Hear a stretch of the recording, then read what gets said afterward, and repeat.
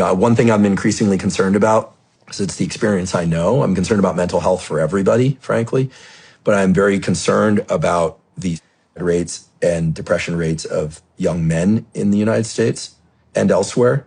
But we have a serious, serious crisis of identity that people are starting to talk about. But even the mere mention of it, it sounds like, oh no, they're all going to rally together and do bad things. No, these young guys are so confused about whether or not they have any worth in the world or how to express their generative drive in positive ways. I think most of it starts with lack of, I'm just going to say it, of a strong, in the right sense of the word, paternal figure.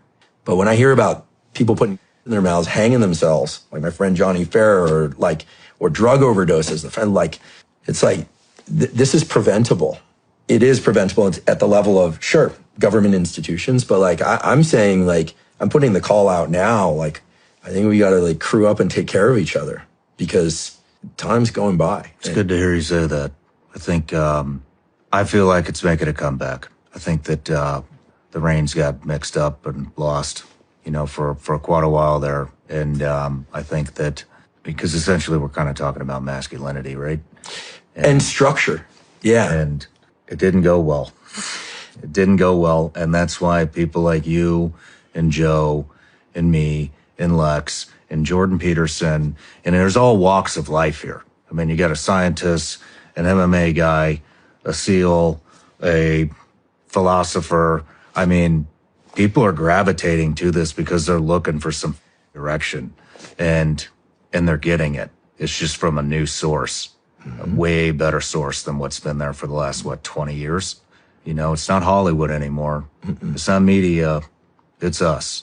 And luckily, I think we've got even though we don't all know each other, I think we have an amazing crew that's extremely well-rounded. Where do you think that this movement's coming from, this need? Oh, I think that... I think it's instinct. I think it's instinct that there's some core aspects of our psychology and biology that are non-negotiable.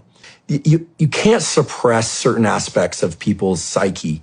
And I'm not talking about the bad stuff. I'm not talking about letting your shadow out. There's enough of that in the world, Lord knows. I'm talking about you can't take who we are as biological organisms, as psychological organisms, and try and contort the way culture is and expect everyone to end up okay.